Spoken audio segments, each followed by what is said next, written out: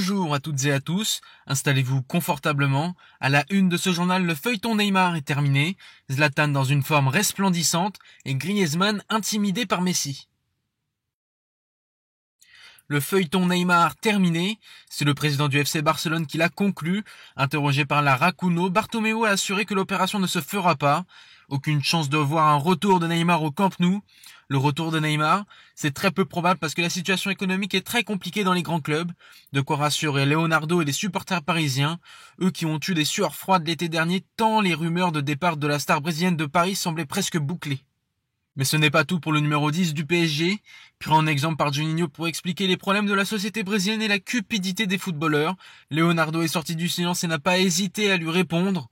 Ce serait mieux de parler de leur club. Nous, on ne parle pas de la situation de l'OL et je demande à l'OL de ne pas parler de nos joueurs et de notre club, a-t-il lancé au directeur sportif de Lyon. Aulas n'a pas hésité à défendre Juninho. Pas très judicieux, Léo ta remarque. Juni parlait du Brésil et de la politique du pays. Juni est un homme bien. Relis son article et tu apprendras beaucoup de choses, a posté Aulas sur Twitter. Une petite guerre qui n'est sans doute pas finie. On attend maintenant la réponse du directeur sportif du PSG au président de l'OL. L'OM sur une piste intéressante. Après avoir été acheté pour 15,5 millions d'euros à Boca Juniors l'été dernier, Leonardo Balerdi n'a pas su s'imposer dans l'effectif de Dortmund. Le défenseur argentin n'entre plus dans les plans de Lucien Favre, à tel point que le joueur de 21 ans a dû se contenter de 8 matchs cette saison dans la Ruhr et a parfois été renvoyé en réserve par le technicien suisse.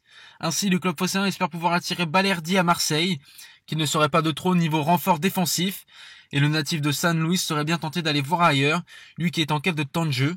Affaire à suivre. Zlatan dans une forme olympique. Hier, au terme d'un match fou, l'AC Milan s'est imposé face à la Juventus sur le score de 4-2. Buteur et passeur, il est celui qui a lancé la rimonta du club milanais alors qu'ils étaient menés 2-0.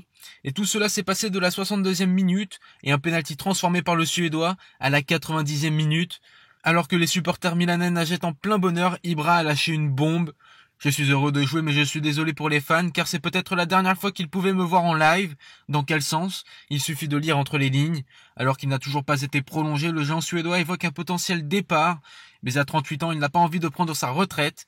Je suis vieux, ce n'est pas un secret, mais l'âge n'est qu'un nombre. Je fais de bons entraînements, je gère mon rythme. À voir s'il restera en Italie pour redorer le blason du Milan AC, si triste depuis des années. Et on termine ce journal avec Griezmann qui ne s'entendrait pas mal avec Messi.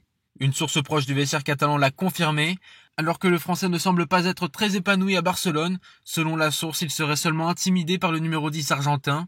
Vous mettez Antoine face à Beckham, Ronaldo ou Messi et vous avez un gamin. Il éprouve énormément d'admiration pour eux. Il ne sait pas comment parler à Léo. Il est hyper impressionné. Il évoque également qu'il est grand temps à Griezmann de mûrir. Il a 29 ans, est champion du monde et doit savoir s'affirmer. Il travaille sur ça. Surtout que l'international tricolore n'a pas l'intention de partir.